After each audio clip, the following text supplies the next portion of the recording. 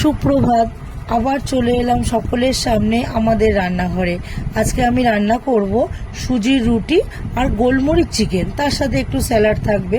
আর এই চিকেনটি তৈরি করতে লাগবে চিকেন, আদা, পেঁয়াজ, রসুন, কাঁচা লঙ্কা, টমেটো, এদিকে সাদা তেল, তারপরে গোটা গরম মশলা ফোড়নের, আর ভাজা মশলার জন্য লাগবে গোলমরিচ, বড় এলাচ, সাদা জিরে, নুন, হলুদ, চিনি, লঙ্কার গুঁড়ো, কাশ্মীরি লঙ্কার গুঁড়ো, টক দই। এবার আমি চাটু বসিয়ে ওই মশলাগুলোকে একটু ভেজে নেব। সাদা জিরে, গোলমরিচ আর বড় এলাচ, এটাকে একটু নাড়াচাড়া করে একটু হালকা ভাজা হলে ওটাকে আমি গুঁড়ো করে রেখে দেব। এবার আমি চাটুটা নামিয়ে দিয়ে আমি কড়াইটাকে বসাবো।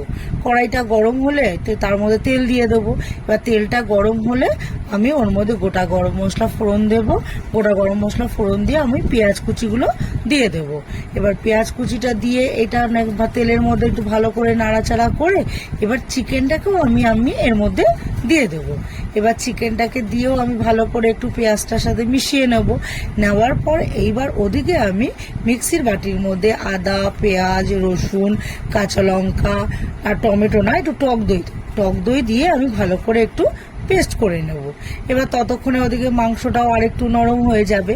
এবার মাংসটা যখন দেখবো যে একটু নরম হয়ে গেছে, এদিকে মশলাটাও পেস্ট হয়ে যাবে। এবার আমি টমেটো কুচিগুলোকে ওর মধ্যে দিয়ে ভালো করে মিশিয়ে নেব। আর যে মশলাটা পেস্ট করেছি এবার ওটাকেও আমি ঢেলে দেব।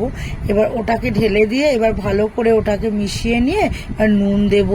নুন দেওয়ার পর হলুদ দেব, তারপরে একটু লঙ্কার গুঁড়ো দেব। একটু লঙ্কার গুঁড়ো দিয়ে এইবার আমি ওটাকে আরেকটু ভালো করে একটু মেশাবো।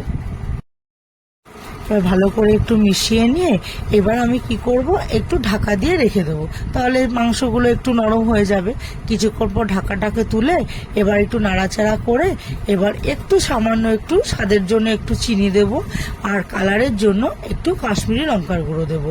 এবার কাশ্মীরি লঙ্কার গুঁড়োটা দেওয়া হয়ে গেলে এবার ওটাকে একটুখানি ভালো করে মিশিয়ে আমি অল্প একটু আবার জল দেব। অল্প একটু জল দিয়ে নিয়ে আরেকটু আমি ওটাকে ঢাকা দিয়ে রেখে দেব।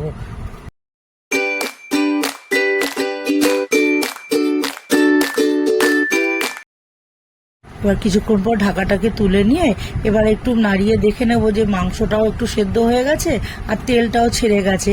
এবার যে মশলাটা করে রেখেছি এবার এই মশলাটা অল্প অল্প করে দিয়ে একটু ভালো করে মাংসের সাথে মিশিয়ে নেব।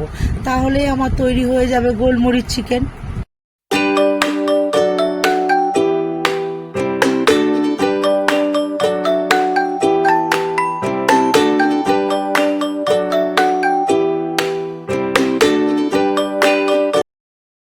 এবার তৈরি করব সুজির রুটি। এটি করতে লাগবে আটা, সুজি আর মাখার জন্য একটু নুন। এবার আমি ওটাকে সুজিটা আগেই আমি ধুয়ে একটু ভিজিয়ে রেখেছি। এবার আমি সুজিটা ঢেলে নেব, নিয়ে ওর মধ্যে যে জলটা থাকবে তার সাথে আমি আটা নিয়ে নেব। আটা অল্প করে নেব যেহেতু সুজিটা দিয়ে রুটিটা হবে। এবার আর জল আমি দেব না, যে সুজির সাথে যে জলটা আছে ওটার সাথে এবার একটু নুন মিশিয়ে আমি ভালো করে এবার আটার সাথে আর সুজিটাকে আমি মেখে নেব।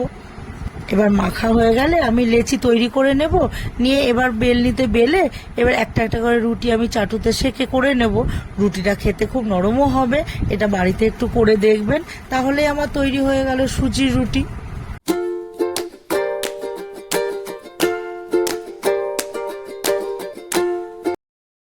তাহলেই তৈরি হয়ে গেল আমার রবিবার রাতে স্পেশাল ডিনার, সুজির রুটি আর গোলমরিচ চিকেন, সাথে একটু স্যালাড। এই রান্নাটি যদি আপনাদের ভালো লেগে থাকে তাহলে লাইক করবেন, শেয়ার করবেন, কমেন্ট করে জানাবেন আর অবশ্যই সাবস্ক্রাইব করবেন। ধন্যবাদ।